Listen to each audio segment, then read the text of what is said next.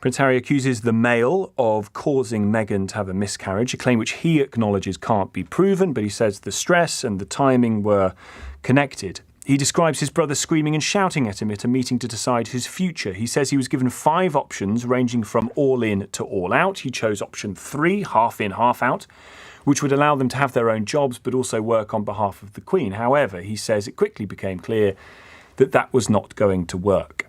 They compare the press coverage of Kate wearing an off-the-shoulder dress and receiving praise, and Meghan being criticised for wearing an off-the-shoulder dress. That Kate would eat avocados to deal with morning sickness, but Meghan eating avocados was fueling terrorism or whatever. And the point I think they end up wanting to make, although it tends to be, I have to say, shrouded in a lot of, I find, quite toe-curlingly lovey-dovey stuff. But the point I think they end up wanting to make is about the relationship between the monarchy and the public via the press.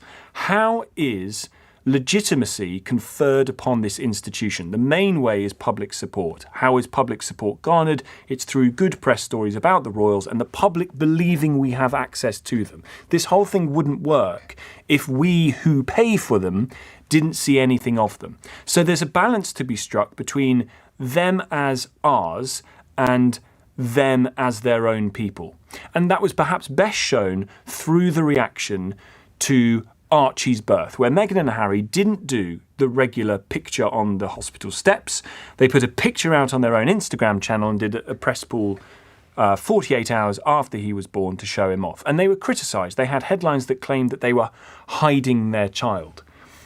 And I think, quite reasonably, they looked at us and said, who the hell are you? Who the hell are you to demand to see our child on your timescale? Who the hell are you to demand we perform for you at various events when the intensity of the coverage is such that my wife feels suicidal? Who the hell are you, Harry is suggesting, to demand that for his entire life, from a tiny baby, he has been thrust in front of the world's media whether he wanted to do that or not? There's this mad moment where he, at about the age of, I'm going to say 8 or 9, his brother is obviously a bit older, 10 or 11, his cousins are there as well. They're put in front of the press to have their photos taken on holiday, just them. They're told by the photographers to smile more and look over here. And at one stage, the press says to the boys and to Charles, come on, look like you know each other. Which, to my mind, isn't a million miles away from saying, dance, monkey, dance. And I can see why he's fed up with it.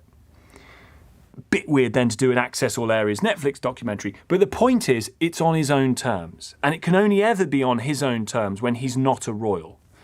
If you're a royal, you can't have it on your own terms. I can well imagine that Kate, William, have had moments over the years when they would much rather have stuck 2 fingers up at everyone and hidden from the world, but they can't.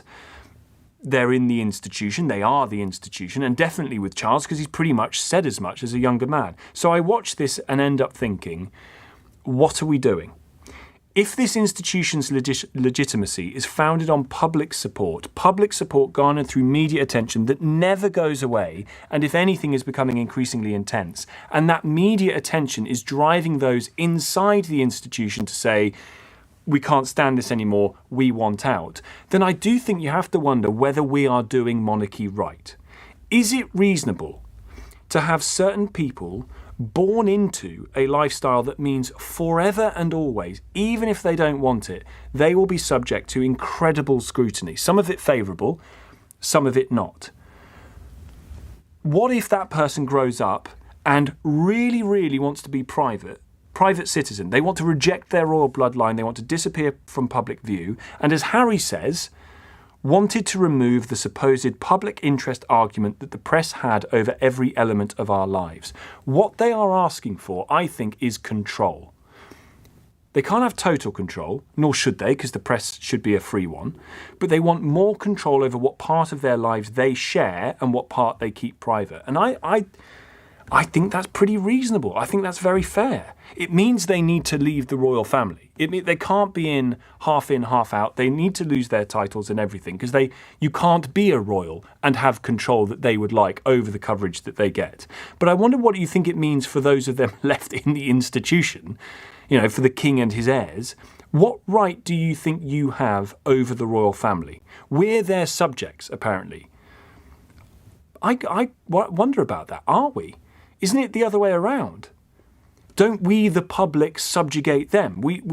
There's a trap, there's a gilded cage that they're in, and they are forced to dance a bit to our tune. And as I say, I like the monarchy, but I don't care enough about it to watch generation after generation complain that their lives are made miserable by the need to protect this institution. After a while, you wonder, why are we putting people through this? Are we putting people for history, for pomp, for Britain?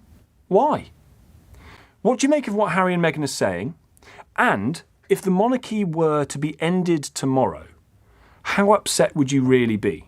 If we agree that the process of monarchy makes people in it largely miserable, why do we do it? 0345 6060 973. As I say, stay with me.